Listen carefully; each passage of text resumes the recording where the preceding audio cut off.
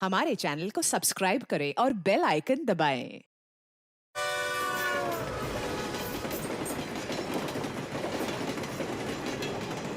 आलोक, भाई साहब, आपने मेरे हस्बैंड को देखा नहीं क्या? देखा मैम।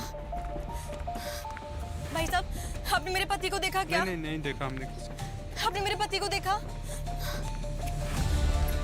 भाई साहब, आपने मेरे पति को देखा क्या? व्हाइट शर्ट और ब्लू जीन्स पहने हुए थे। शायद उस स्टेशन पे रह गए होंगे। भाई साहब, भुसावल के बाद ट्रेन कहीं रुकती नहीं है, डायरेक्ट मुंबई जाती है। फिर कहाँ उतरेंगे? वो शायद भुसावल में रह गए होंगे। अरे नहीं नहीं, वहाँ से जब ट्रेन निकली थी हमने एक राउंड मारा था, सब लोग अपने बर्थ पे सो रहे थे। मैं दूसरी बोगी में देखकर आती हूँ। मैडम जी, इंटरकनेक्टिंग शटर बंद है, रात को चोरी चकारी का डर रहता है। तो रात को भुसावल के बाद तो वैसे भी दरवाजे लॉक कर दिए थे, और ये बोगी छोड़ के तो वो कभी जा भी नहीं सकते। तो फिर कहाँ गए मेरे आलोक?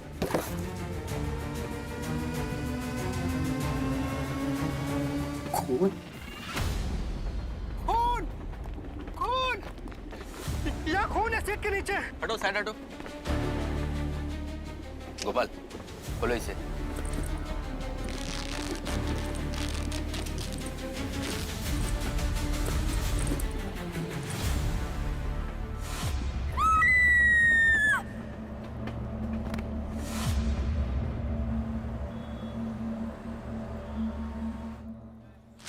चौबीस, 25।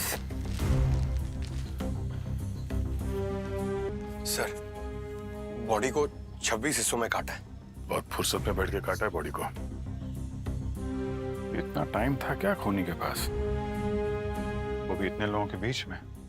यही तो चौंकाने वाली बात है। बॉडी को 26 टुकड़ों में काट के रीचा के बैग में डाल दिया, और यहाँ पे किसी ने ना देखा कुछ ना सुना।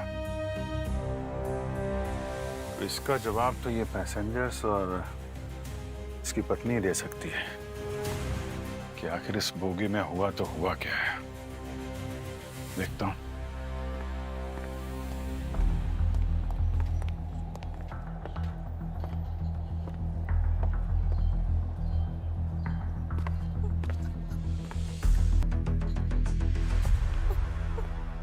ऋचा जी, मैं सीआईडी से हूँ।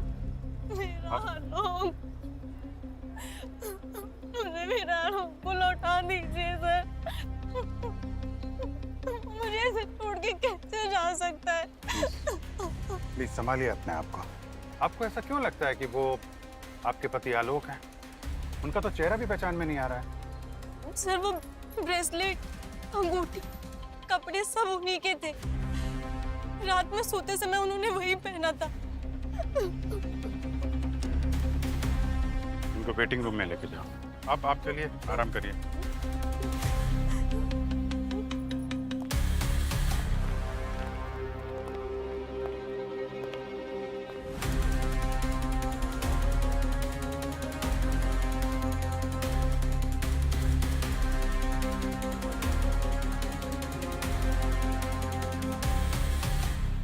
तुम्हारी ड्यूटी थी ना ट्रेन में?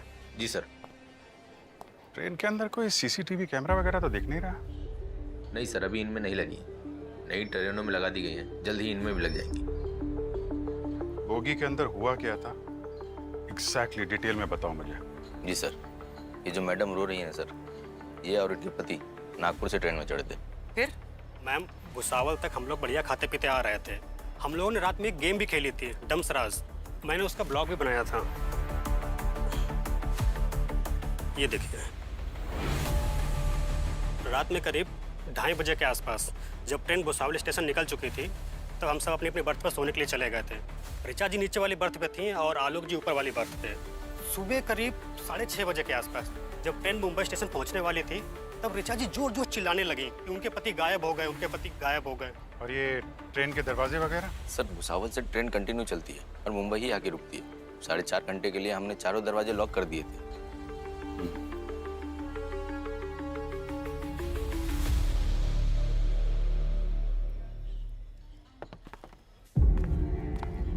ये सारे पैसेंजर्स और गार्ड्स घोड़े बेच के सो रहे थे क्या?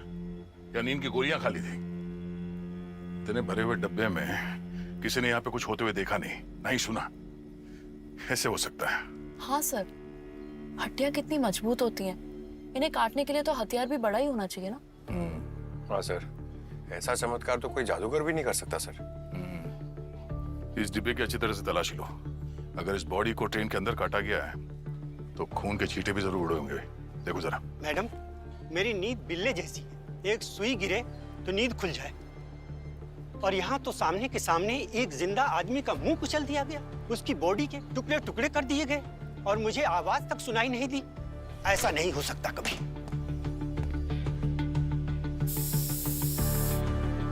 सर, हमसे कुछ 10 फुट की दूरी पे ही आलोक जी और ऋचा जी की सीटें थी। मैं और मेरे सीनियर साथी सारी रात दरवाजे के बाहर तैनात थे। हमारे रहते तो वहाँ कुछ हुआ नहीं था सर। और नींद में कुछ हुआ होगा तो? मैं कुछ समझा नहीं सर। अरे नींद तो आती होगी ना तुम लोगों को भी। 3 से 5 बजे का समय बड़ा खतरनाक होता है, अच्छे अच्छे लुढ़क जाते हैं।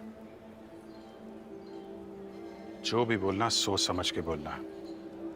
मेरे कानों में लाई डिटेक्टर लगा हुआ है। सर, हमें सोने के लिए नहीं, लोगों की सुरक्षा के लिए रखा गया। सर, हम सीआईडी वाले नहीं है तो क्या हुआ, लोगों के लिए हम भी जान दे सकते हैं। वेरी गुड विकास जी, बहुत अच्छे। क्या जज्बा है आप पे और आपकी टीम पे। मैं कोई शक नहीं कर रहा हूँ, और क्या करें, हमारा काम ही कुछ ऐसा है, कभी कभी सख्ती करनी पड़ती है।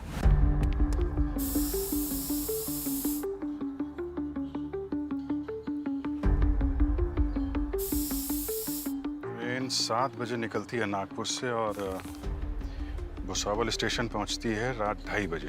और जब ट्रेन सुबह 6:30 बजे मुंबई पहुंचती तो आलोक की लाश मिलती है सूटकेस के अंदर। मतलब जो कुछ भी हुआ है रात 2:30 बजे से 6:30 बजे के बीच में हुआ है, जब ट्रेन पटरी पे दौड़ रही थी। सर, 27 पैसेंजर्स की मौजूदगी में, पर ये सब तो बोल रहे हैं कि इन्हें कुछ पता ही नहीं। या तो ये सब सच बोल रहे हैं या फिर इन सब ने मिल के मारा है आलोक को। सर पूरी बोगी चेक कर लिए। ये बैग जिसमें से खून टपक रहा है, इसके अलावा खून की एक बूंद नहीं मिली कहीं सर। मैंने खूनी ने अच्छी तरह से साफ सफाई की है बोगी की। कोई मर्डर वेपन कुछ मिला? नहीं सर, कहीं कुछ नहीं मिला। खून की बूंद सिर्फ बैग के आसपास ही है।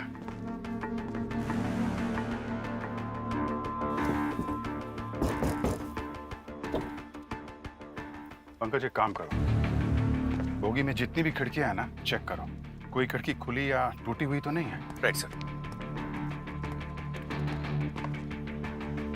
मर्डर वेपन हवा में गायब हो गया क्या? एक काम करते हैं दया, पैसेंजर्स के जितने भी बैग है ना, सबकी तलाशी लेते हैं। अगर मर्डर वेपन बाहर नहीं फेंका गया है तो किसी न किसी एक के बैग में ही मिलेगा।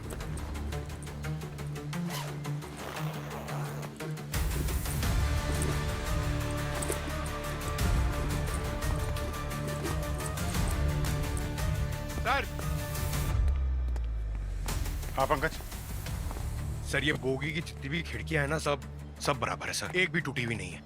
इनफैक्ट जो इमरजेंसी सील का रबर है वो वैसे का वैसा ही। एक बात बताइए आप लोग, भुसावल स्टेशन के बाद किसी ने भी आलोक को अपनी सीट से नीचे उतर के आते जाते देखा है? ठीक से याद करके बताइए। कमाल है, सीट से सीधा सूटकेस के अंदर। सर, एक शेविंग ब्लेड तक नहीं मिले किसी के बैग में। कमाल है अभिजीत, चलती ट्रेन में खून हुआ है, ट्रेन कहीं नहीं रुकी, कोई ट्रेन से उतरा नहीं, कोई ट्रेन में चढ़ा नहीं, और जितने पैसेंजर्स है उनमें से किसी ने भी खूनी को नहीं देखा। यहाँ तक कि वो मर्डर वेपन वो नहीं मिला। लाश के टुकड़े टुकड़े करके बैग में डाल दिए गए, मगर पूरे बोगी में कहीं पे भी खून के निशान नहीं है, सिवाय उस बैग में जिसमें लाश थी। दरवाजे सारे बंद, आरपीएफ का जवान तैनात था। तो फिर खूनी आया कहां से और गायब कहां हो गया? खूनी नहीं, भूत है? अरे ये भूत का चक्कर है। मैंने कल ही रात एक साउथ इंडियन पिक्चर में देखा था, भूत अपनी मौत का बदला लेने के लिए ट्रेन में आता है। क्या सर, आप भी? भूत कुछ नहीं होता। यार दया, अगर चलती हुई ट्रेन की बोगी में से कोई बाहर गया नहीं, कोई अंदर आया नहीं, तो इसका मतलब साफ है, खूनी इन्हीं में से कोई है। क्या मजाक बना के रखे हैं सर? हमें कई घंटों से इंतजार करवा रहे हैं। अब तो सारी तलाशी भी हो गई। अब तो हमें जाने दो। और नहीं तो क्या, अब क्या कोर्ट का फैसला नहीं, हमें यहीं रखोगे? हाँ, गलत बात है ये। हाँ, ये गलत है, हमको जाने दो, हमको जाने दो। एक मिनट। कोर्ट अपना फैसला सुनाएगी तब सुनाएगी, लेकिन जब तक हम लोगों में से कोई आपको यहाँ से जाने के लिए नहीं कहेगा, कोई भी अपनी जगह से नहीं हिलेगा, समझे आप लोग? आपकी बोगी के अंदर एक खून हुआ है, खून। और अगर कोई चलती ट्रेन से बाहर नहीं गया, कोई अंदर नहीं आया, इसका मतलब साफ है, खूनी आप में से ही कोई है। हम क्यों मारेंगे उसको? हम तो उसे जानते भी नहीं। तलाशी होगी सबकी, सबकी तलाशी होगी। इन सबकी तलाशी लो, सबके कपड़े, आईडी, टिकट सब चेक करो। खूनी हमारे आंखों के सामने ही पैसेंजर बन के घूम रहा है।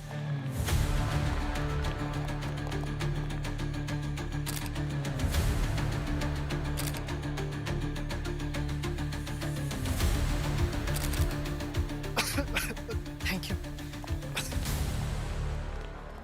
सर सारे पैसेंजर्स चेक हो गए हैं, लेकिन कुछ नहीं मिला।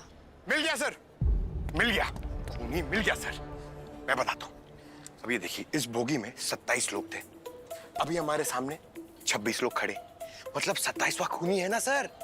जैसे ही ट्रेन रुकी, उसको मौका मिल गया, वो भाग गया।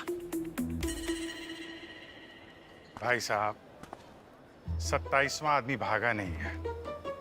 27वां आदमी लाल सूटकेस के अंदर मरा पड़ा हुआ है, आलोक। गिनती मैच हो गई आपकी Pankaj ji? Sorry sir, sorry. Pankaj, लाश को पोस्टमार्टम के लिए भिजवा दो, ओके? हाँ सर, ठीक। Sorry sir, sorry sir. Abhijit, एक बार फिर से आलोक की पत्नी से पूछताछ करते हैं। देख, समझ में नहीं आ रहा, क्योंकि अगर वो खूनी चाहता तो लाश को ट्रेन से बाहर फेंक सकता था, वो अपने साथ ले जा सकता था, मगर उसने ऐसा नहीं किया। उसने रीचा के पति को मार के उसकी लाश को रीचा के बैगेज में क्यों डाल दिया? आप लोग मुझ पर शक कर रहे हैं सर। मैं और आलोक एक दूसरे से बहुत प्यार करते थे। आप चाहे किसी से भी पूछ लीजिए। एक तो मैं इतनी तकलीफ में हूँ, ऊपर से आप लोग। देखिए, हमारा काम है हर तरह के सवाल पूछना, जिससे हम खूनी तक पहुंच सके। उन 26 पैसेंजर्स में से आप भी थी उस बोगी में, तो जितने वो लोग शक के दायरे में हैं, उतनी आप भी हैं। कैसे? सब कुछ तो आपके सामने है सर। अगर मैंने आलोक को कुछ किया होता तो आसपास लोगों को कुछ पता नहीं चलता क्या? देखिए सर, आप लोग यहाँ अपना टाइम बर्बाद करने की बजाय खूनी को ढूंढिए। बिना मतलब मुझे परेशान कर रहे हैं। सूटकेस लॉक तुमने किया था? जी, चाबी मेरे ही पास है। तो तुम्हारे बिना सूटकेस खोले कोई वो लाश तुम्हारे सूटकेस के अंदर कैसे रख सकता है, बताओ?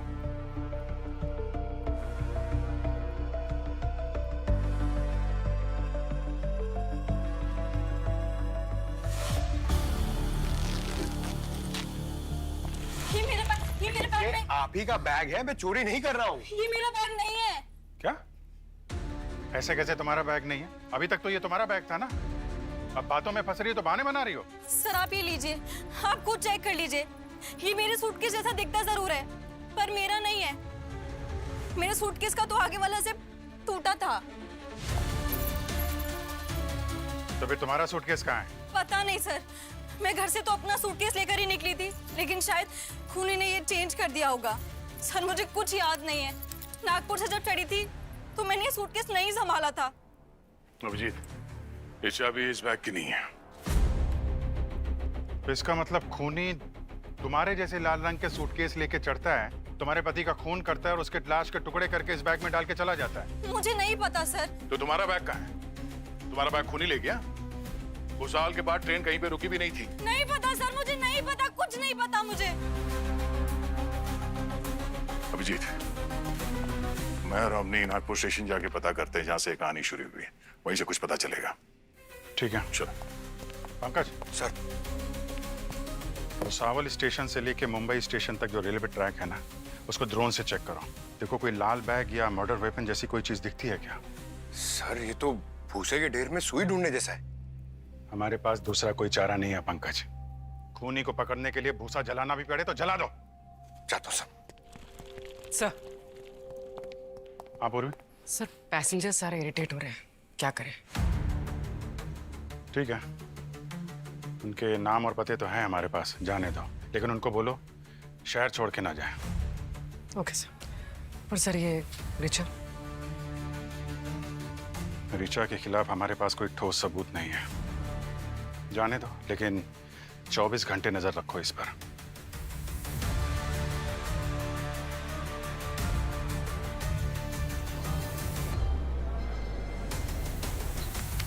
सर ये मुंबई एक्सप्रेस नागपुर।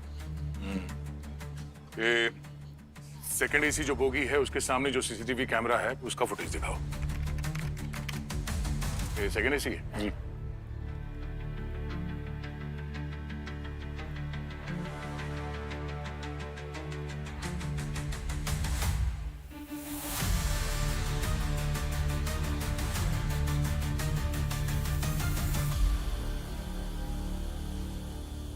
एक मिनट जरा पॉज करना, थोड़ा रिवाइंड करना।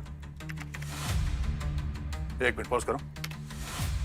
देखा, वो कुली आलोक और ऋचा का बैग लेके अंदर चला गया और ये दूसरा कुली उसका लाल बैग अदला बदली करके चला गया। लेकिन सर उस कुली ने ऐसा क्यों किया? उसका आलोक और रिचा से क्या लेना देना है? इसका जवाब तो कुली देगा।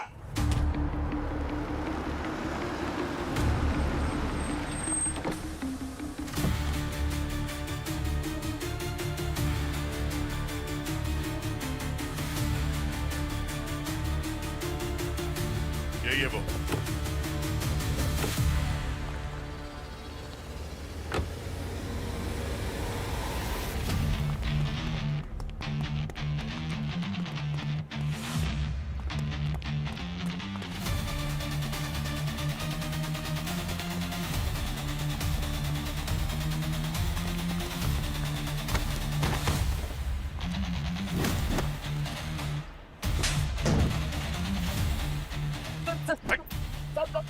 दूसरा झापड़ मत मारिएगा, हमारी आरती उठ जाएगी सर। हम सब कुछ सही से बता रहे हैं सब। जल्दी बता। एक औरत आई थी हमारे पास, उसके बाद भी वो ऐसा ही लाल बैग था। उसने हमें बैग अदला बदली करने के लिए बोला और उसके बदले उसने हमें 3000 रुपये दिए। ये हमारी मजदूरी का बहुत ज्यादा रुपया था, इस वजह से हमने कर दिया साहब। वो लाल बैग का है जो तुमने हाथ गाड़ी से उठाया था? वो तो मैडम अपने साथ ही ले गई। उस औरत का चेहरा याद है जिसने तुम्हें लाल बैग दिया था? नहीं साहब, वो चेहरा अपना जो है दुपट्टे से ढकी हुई थी।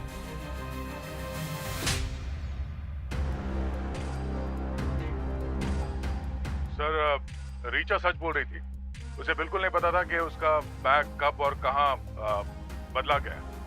नागपुर स्टेशन पे कुली मिला है सर, उसने पैसे की लालच में आकर यह काम किया है। उसको किसी औरत ने यह काम करने के लिए दिया था। उसने उस औरत का चेहरा नहीं देखा सर, चेहरा ढका हुआ था। पंकज, ट्रैक्स पे कुछ मिला?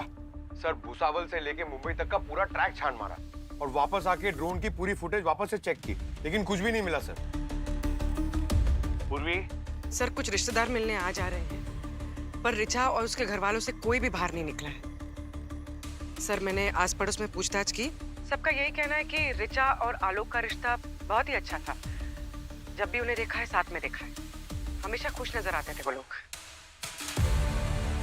मतलब वो सूटकेस जो बाहर से बदलकर अंदर आया, गड़बड़ सब उसी सूटकेस में है अभिजीत। और ये सारा किया कराया इस ऋचा का ही हो सकता है, ताकि पकड़े जाने पर बैग बदलने का बहाना करके वो बच निकले। सर लेकिन एक बात समझ में नहीं आ रही सर, वो लाल सूटकेस में था क्या? Murder weapon? या फिर खूनी खुद उस बैग में बंद होकर आया, बाहर निकलकर आलोक का खून किया और फिर भाग गया। पर सूटकेस तो बाहर से लॉक था ना, सूटकेस को खोला किसने और आलोक की लाश अंदर डाली कैसे गई? अब इसका जवाब तो अभिजीत आलोक की लाश ही देगी।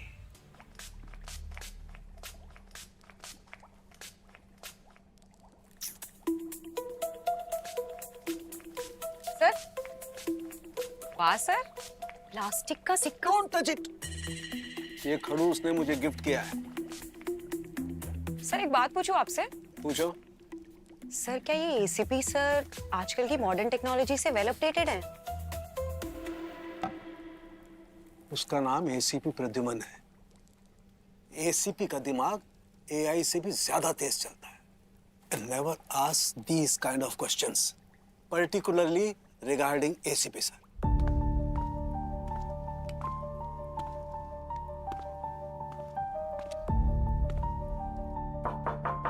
डॉक्टर साहब जरा बाहर आइए, आपसे प्राइवेटली कुछ बात करनी है।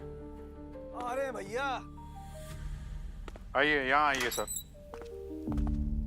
हाँ जी, आ गए। बोलो क्या बात करनी है? ये क्या तरीका है सर? क्यों, क्या हुआ?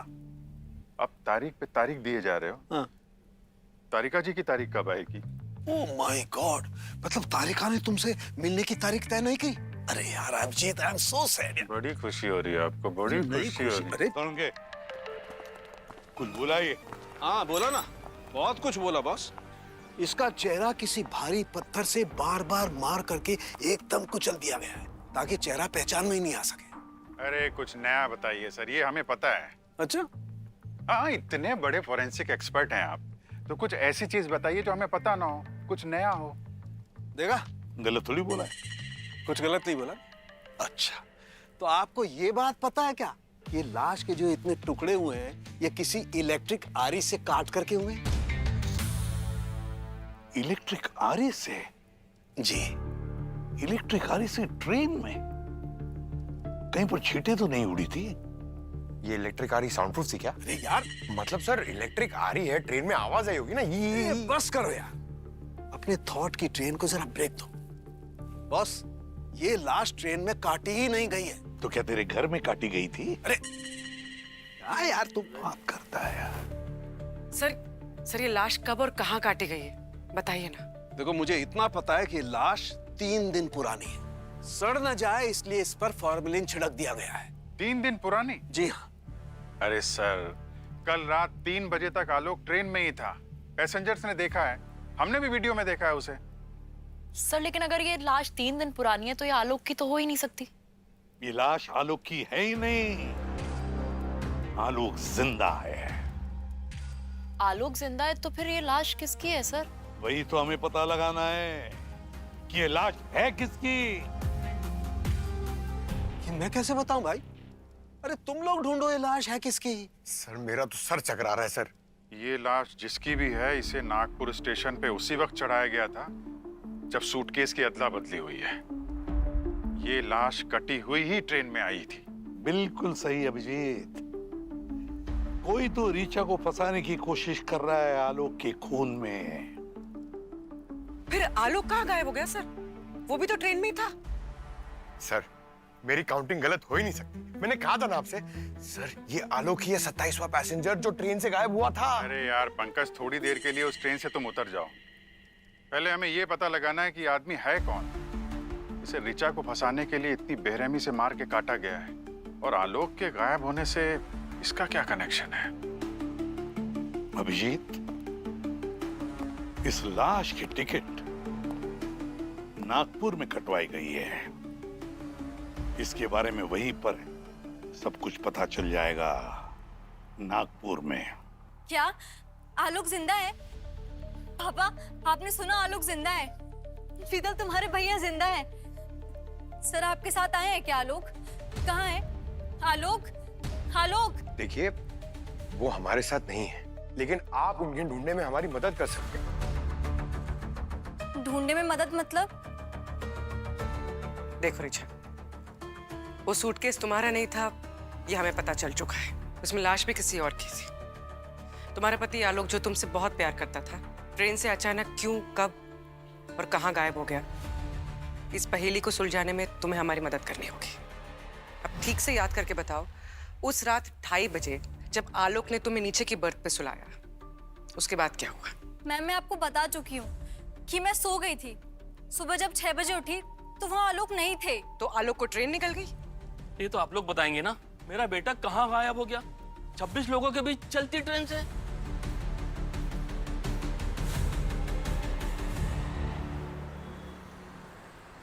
याददाश्त के लिए एक बार दोहरा लेते हैं कि आलोक और ऋचा नागपुर से इस ट्रेन में चढ़ते हैं। रास्ते में उन्होंने खाना खाया, गेम खेला, मौज मस्ती की, और फिर रात 2:30 बजे जब ट्रेन भुसावल से निकलती है तो आलोक अपनी पत्नी ऋचा को इस बर्थ पे सुलाता है और फिर अपनी बर्थ पे सोने चला जाता है। और इधर आरपीएफ के जवानों ने इस कंपार्टमेंट के चारों दरवाजों को और इन इंटरकनेक्टिंग शटर्स को लॉक कर दिया था। उसके बाद अपने पोस्ट पे आके बैठ गए ड्यूटी देने के लिए। क्यों, ड्यूटी पे थे ना? जी सर। सोए तो नहीं थे? बिल्कुल नहीं। और रात जो है आसानी से गुजर गई।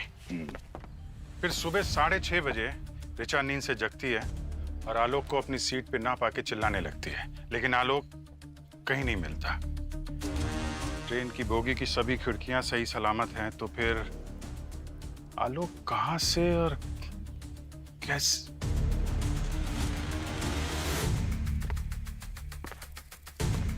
इस बर्थ का पैसेंजर कहाँ है? कौन है? सर, ज्योति नाम की लड़की है, पूर्वी उसे लेने गई। ज्योति? सर, ज्योति का फोन बंद आ रहा है और उसके घर पर भी ताला लगा हुआ है। ये ज्योति वही है ना जो उस दिन प्लेटफॉर्म पे पूछताछ के दौरान बहुत खांस रही थी? जी सर। सर, उस दिन भी वो औरत अपने बर्थ पे सोई हुई थी और बहुत खराटे ले रही थी। पूरे टाइम उसने अपना मुंह चादर से ढका हुआ था। गाड़ी जैसी मुंबई पहुंची, बस वैसे ही उसका चेहरा एक बार देखा था।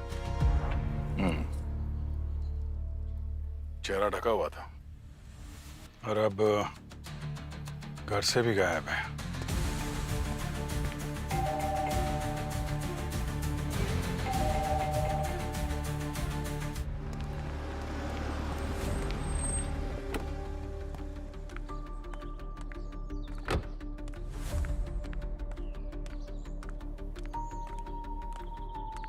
जी कहिए, किससे मिलना है आपको? वो एक्चुअली हमें ज्योति से मिलना है। मैं ही ज्योति हूँ, बताइए क्या काम है?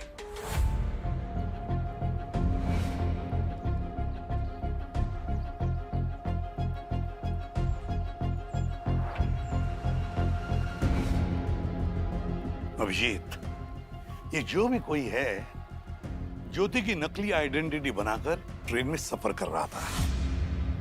मगर सर, उसका असली ज्योति से क्या लेना देना है? क्योंकि उसके पास उसकी आईडी, एड्रेस सब कुछ निकला। पंकज, आजकल किसी का एड्रेस और आईडी निकालना कौन सी बड़ी बात है?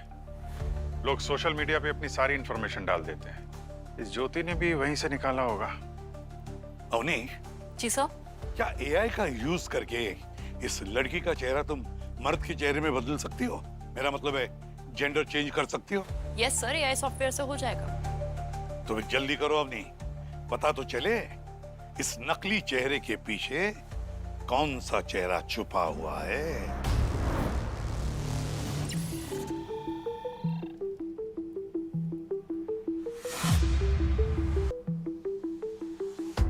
मुझे नहीं लगता ये आदमी शादीशुदा है और ये अंगूठी भी शायद इसकी नहीं है। मुझे लगता है इसे पहना दी गई है मारने के बाद, क्योंकि यहाँ इस उंगली में इसने अंगूठी पहनी हुई थी, लेकिन अंगूठी का कोई निशान, कोई छाप तो है नहीं। शायद कोई इसका हुलिया बदलना तो नहीं चाहता। मतलब कोई इसकी पहचान बदलने की कोशिश कर रहा था? हो सकता है, लगता तो यही है। कोई इसको आलोक बनाने की कोशिश क्यों कर रहा है सर? डॉक्टर गार्गी शायद कोई आलोक की असलियत छुपाना चाहता था। Right sir. तुम्हें कुछ मिला क्या? हाँ सर, किसी ने इसके पैरों के नीचे की चमड़ी को काटा है। काटा है? चमड़ी कोई क्यों काटेगा? खाने के लिए सर। खाने के लिए? माय गॉड, मतलब कैनिबल यहाँ इस शहर में? कैनिबल नहीं सर, चूहा। ओह, तो फिर तो डॉक्टर गार्गी या तो इस आदमी को किसी ने टॉर्चर करके मारा है, या फिर ये बेचारा कोई रोड साइड पर रहने वाला मजदूर है, या फिर कोई अनक्लेम्ड बॉडी होगी जिसे बाद में काट दिया गया है। रिचा को फंसाने के लिए इस हद तक साजिश किसने रची होगी?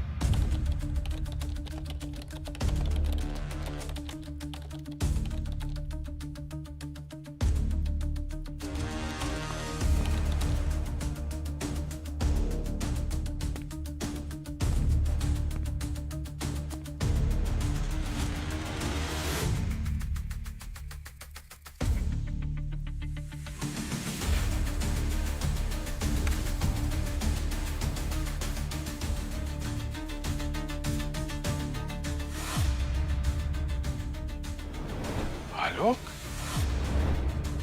आलोक?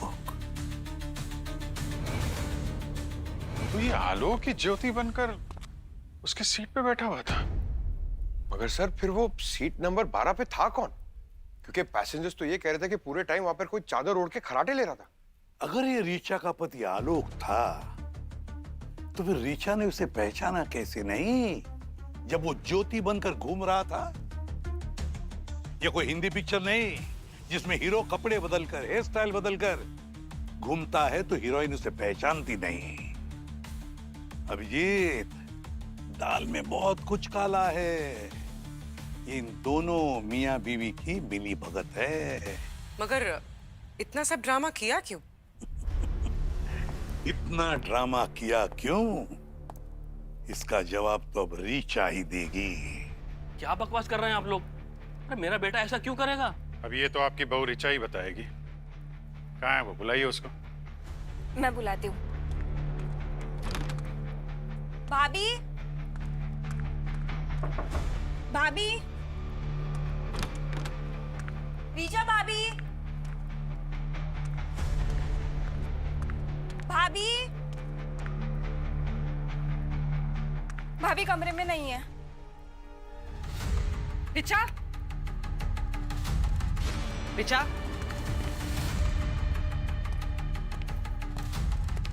ऋचा,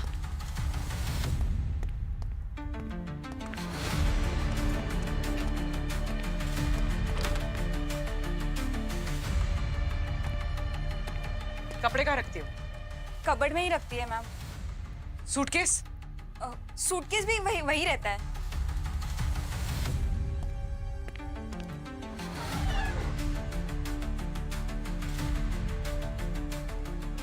सब भाग गए।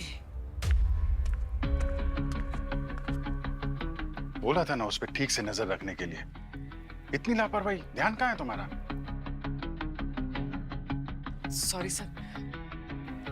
सर, बैग में आलोक की लाश नहीं थी और बैग की अदला बदली भी हुई है, तो मुझे लगा शायद ये ऋचा। तुम्हें लगा कि ऋचा बेगुनाह है। केस ने वैसे ही दिमाग उथल पुथल करके रखा हुआ है। एक ही लीड थी हमारे पास, वो। Sorry sir. मनोहर जी, पहले आपका बेटा आलोक गायब हुआ, अब आपकी बहू ऋचा गायब हो गई है। कुछ कहना है आपको इसके बारे में? सर, एसीपी सर सही कह रहे थे। ये सब आलोक और ऋचा का प्लान है। पहले तो किसी आदमी को मार दिया, फिर उसके बाद उसकी बॉडी को सूटकेस में डाल दिया। कैसी बात कर रहे हैं आप? मेरा बेटा और बहू तो बहुत सीधे हैं, वो ऐसा कर ही नहीं सकते। अरे बहू किसी काम से गई होगी, आ जाएगी। अब वो वापस नहीं आने वाली। और इतने ही सीधे हैं आपके बेटा और बहू, तो ये आपका बेटा आलोक, ये औरत बनकर क्यों घूम रहा था ट्रेन के अंदर? और आपकी बहू ऋचा ड्रामा कर रही थी, मेरा आलोक कहाँ गया, मेरा आलोक कहाँ गया। ये मेरा बेटा आलोक नहीं है। हाँ सर, ये मेरे भैया नहीं है। ऐसा कैसे हो सकता है? हमने इसका वीडियो देखा है ट्रेन में सफर करते हुए। ये ट्रेन के अंदर गेम खेल रहा था, लोगों ने देखा है इसको, हमारे पास गवाह हैं। अरे मैं बाप हूँ उसका, अपने बेटे को नहीं पहचानूंगा? नहीं, आलोक नहीं है, बिट्टू है, मेरी बहू ऋचा का भाई बिट्टू। क्या? ये ऋचा का भाई है बिट्टू? तो फिर आलोक? मैं अभी दिखाता हूँ।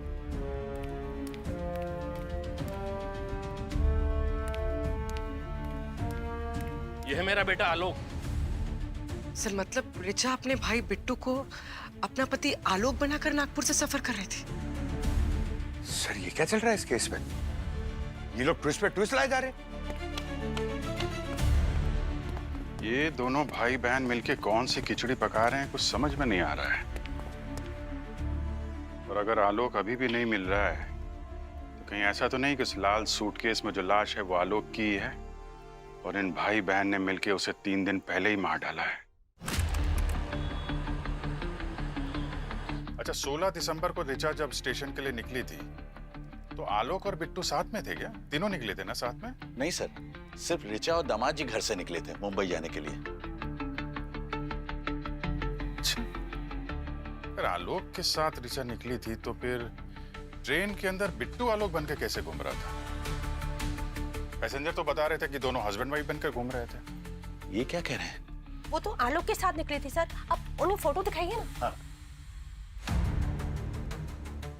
ये देखिए सर।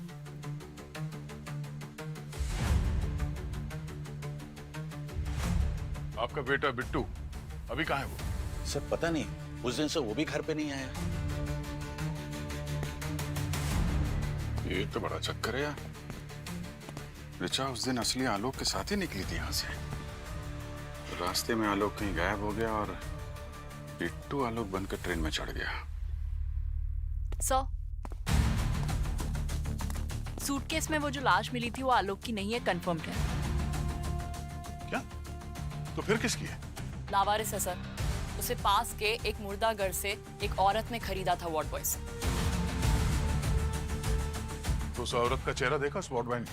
नहीं सर, उसने कहा कि उस औरत का चेहरा दुपट्टे से ढका हुआ था। हो ना हो ये वही औरत है जिसने पुली को पैसे देकर बैग बदलवाए थे। सर अगर बिट्टू ज्योति बन के ट्रेन से बाहर निकल सकता है तो औरत बन के बॉडी भी खरीद सकता है। लेकिन बॉडी ट्रेन में रख के बिट्टू अपनी बहन को क्यों फंसाएगा? एक मिनट, वो जरा फोटो फिर से दिखाइएगा। जी सर, ये देखिए सर।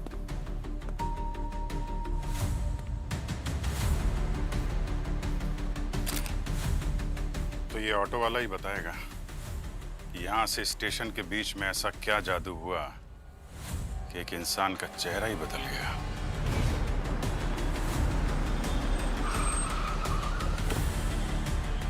ये तो वही रिक्शा है जिसमें आलोक और ऋचा गए थे। साहब नागपुर स्टेशन जाएंगे? हाँ? बैठो।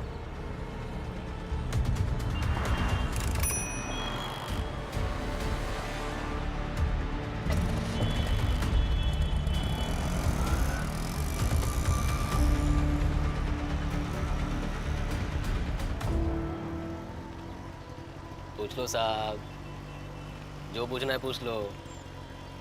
मैं पुलिस वालों से झूठ नहीं बोलता। तुम्हें कैसे पता चला हम लोग पुलिस वाले? सर, नागपुर के मेन स्टेशन जा रहे हो और हाथ में कोई सामान भी नहीं है और आप लोकल भी नहीं लग रहे और पर्सनालिटी भी आपका कोई आम आदमी जैसा नहीं है, तो मैंने गेस कर लिया। तो क्या ना साहब, वो आजकल इतने क्राइम शोज आते हैं ना, तो वो देख देख के मेरा दिमाग भी ना सीआईडी जैसा चलने लगा है साहब। हम लोग सीआईडी सही हैं। एक नंबर। फिर तो एक और बात बताऊं सर, मेरे को मालूम था सीआईडी मेरे पास जरूर आएगी। अच्छा, कैसे? सर, वो 3 दिन पहले रविनगर से एक कपल को बैठाया था मैंने, स्टेशन तक का भाड़ा था। उसी के बारे में पूछने आए हो ना आप? कुछ हुआ था क्या? वो घर से स्टेशन के बीच में कुछ लफड़ा हुआ था? कुछ खास बात हुई थी क्या? अरे कुछ क्या साहब, पूरा झोल हुआ था रास्ते में। वो उस दिन जब मैंने उन दोनों को घर से बैठाया तो औरत मेरे को स्टेशन से पहले मेडिकल स्टोर पे रोकने को बोली। वो उसका आदमी बहुत खास रहा था ना साहब, इसीलिए। उसका आदमी दवाई लेने अंदर तो गया, लेकिन बाहर आया कोई और, एकदम सेम डिट्टो कपड़ा, डिट्टो टोपी, सेम टू सेम। तुम्हें कैसे पता चला कि वो पहले वाला आदमी नहीं था? मैंने बोला ना साहब, मैं क्राइम शोज बहुत देखता है। मेरा दिमाग एकदम सीआईडी के माफिक तेज है। वो आदमी टीवी के माफिक खांसता हुआ अंदर तो गया, लेकिन बाहर आया तो एकदम ठीक। और तो और उसकी आवाज भी बदली हुई थी। ऐसा कौन सा जड़ी बूटी खिला दिया वो दवाई वाला? अरे यार, लेकिन जब तुम्हें शक हुआ तो तुमने किसी को बताया क्यों नहीं? नहीं साहब, अरे मेरे को लगा कोई प्यार व्यार का लफड़ा होगा। मेरे को काहे को किसी का विलन बनना है?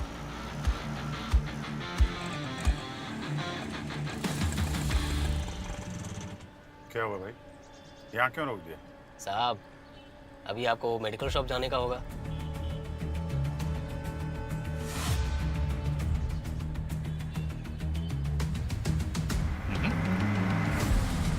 आते हैं हम। रुको यहाँ पे।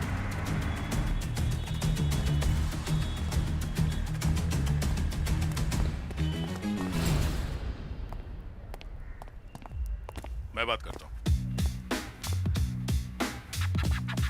अरे भाई साहब, ये मेरा दोस्त है ना, इसका चेहरा देख देख के मैं बहुत बोर हो गया हूँ। कुछ ऐसी दवाई दीजिए जिससे ये शक्ल सूरत बदल जाए। भाई साहब, ऐसी कोई दवाई नहीं है। चेहरा ही अगर बदलना है तो प्लास्टिक सर्जरी करवाइए। अरे क्या बात कर रहे हो भाई साहब आप? प्लास्टिक सर्जरी की क्या जरूरत है? अभी 2-3 दिन पहले मेरा एक दोस्त आया था आपके यहाँ। आपकी दवाई खा के पूरा का पूरा बदल गया। हाँ, कुछ और बन के आया था अंदर और कुछ और बन के बाहर गया। तुम दोनों नशा करके तो नहीं आए हो? तुम लोग जानते नहीं हो मैं कौन हूँ। एक बार मेरा दिमाग सटक गया ना तो भूकंप आ जाएगा यहाँ, भूकंप। चलो निकले यहाँ से, वरना। हाँ, भूकंप तो आएगा। हम लोग सीआईडी से हैं।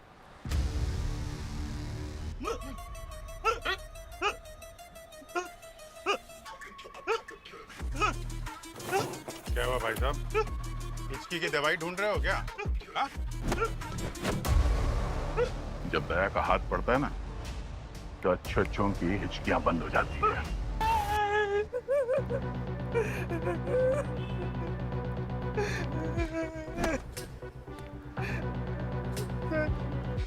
सर मेरी दुकान में घाटा चल रहा था मुझे।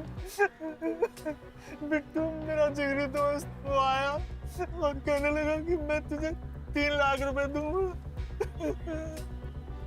उसके जीजा आलोक का खून कर दे।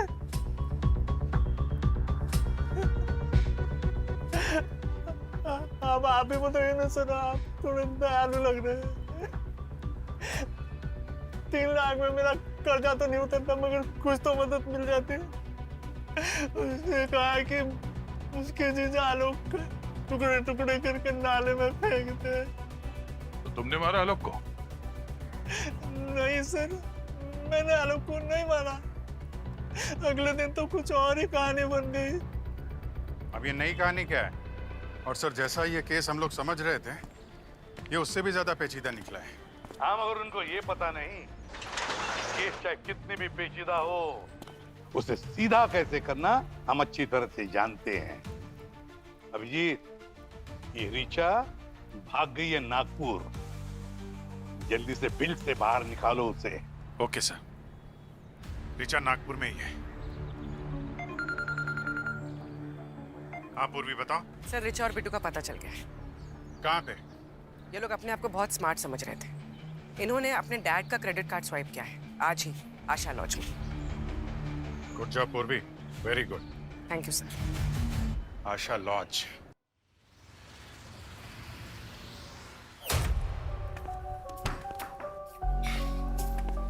मैं तो कहता हूँ हम दोनों नेपाल चले जाते हैं। वहाँ पे मेरी अच्छी खासी सेटिंग है, दोनों सेफ रहेंगे। कौन? Room service. मैंने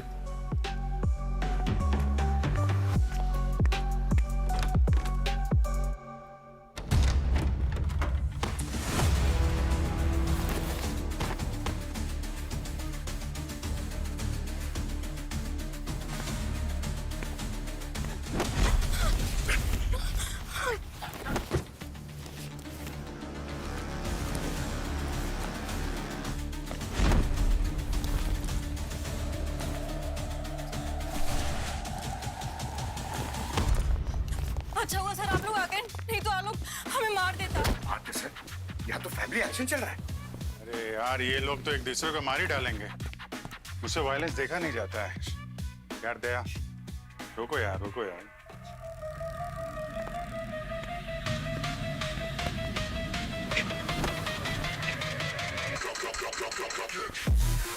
जल्दी से मुंह खोलना शुरू करो, वरना मैं तोड़ना शुरू करूंगा, समझा?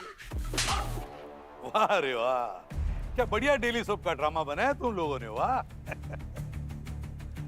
बीवी ने साले के साथ मिलकर जीजाजी का खून करने का प्लान बनाया, फिर जीजाजी ने बीवी का और साले का प्लान फेल कर दिया। फिर जीजाजी ने मेडिकल वाले को ज्यादा पैसे दिए और फिर बीवी को और साले को अपने खून के इल्जाम में फंसा दिया। वाह रे वाह, शेर को मिला सवा शेर, मगर सवा शेर को मिले हम। सर अगले दिन आलोक आया, उसने कहा कि उसे बिट्टू की और मेरी बातों के बारे में पता चल गया है। उसने मुझे काउंटर ऑफर दिया और कहा कि वो मुझे 6 लाख रुपए देगा।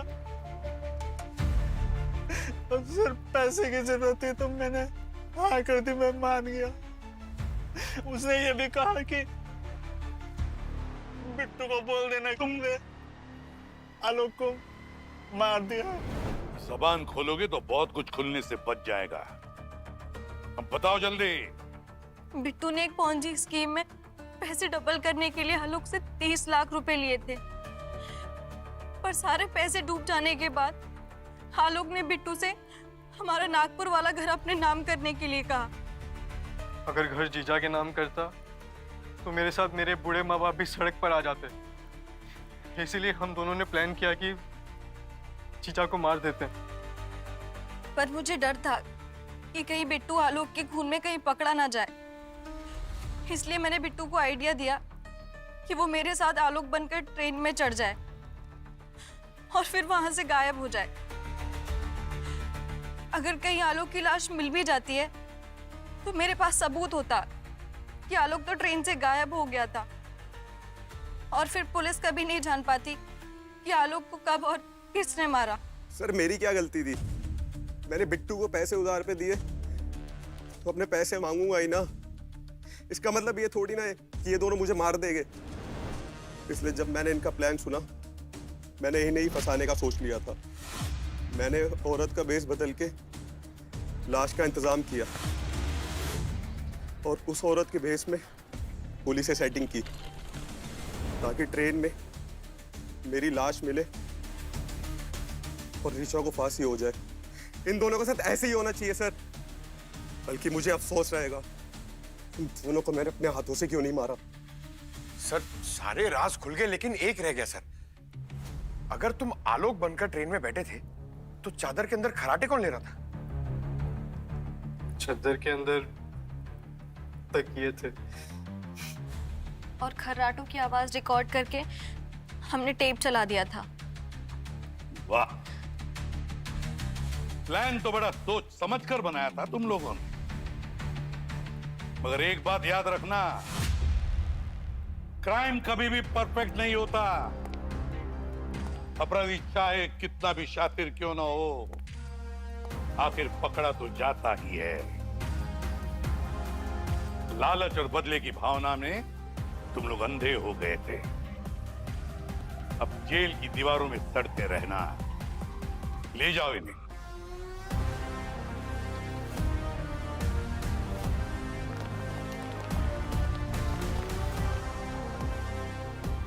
पूर्वी, कल थोड़ा भड़क गया था मैं तुम पे। क्या करें, काम में थोड़ा चटक जाता है कभी कभी। Sorry, I don't mind. Sir sorry नहीं सर, सर जब तक सीनियर खड़ूस ना हो तब तक काम अच्छा नहीं होता। ये बात तो है।